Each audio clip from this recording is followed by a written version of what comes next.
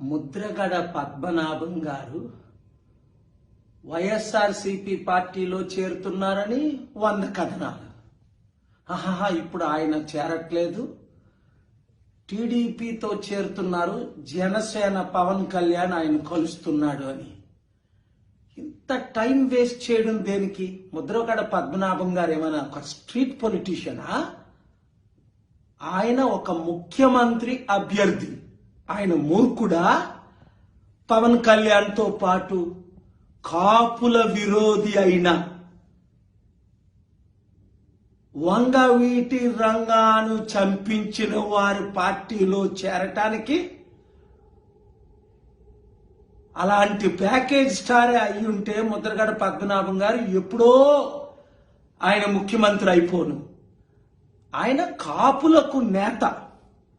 Even నేను కాపుగా బీసీగా ఆయనకు మద్దతు ఇస్తాను. ఇప్పుడు గాని ఆయన ప్రజాశాంతి పార్టీలో చేరితే 100 సీట్లు గెలవడం ఖాయం. కాపులు 27% ఉన్నవారు, బీసీలు 60% ఉన్నవారు ఎప్పుడు మా నాయకుడు వస్తాడా, ఏమి ఈ 2 కులాలే మమ్మల్ని ఏలాలా అని ఎదురు చూస్తున్నారు.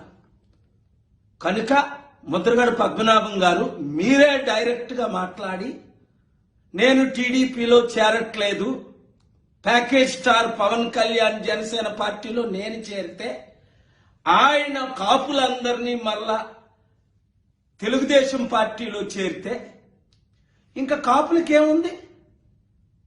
చరిత్రహీనులు మీరు కారని నేను నమ్ముతున్నాను. 100-200 కోట్లకి మీరు అమ్ముడుపోతారని నేను నమ్మడం లేదు. రండి, కలిసి పనిచేద్దాం, బీసీలకు కాపులకు రాజ్యాధికారం తీసుకొద్దాం. ఈ వీడియో అందరికీ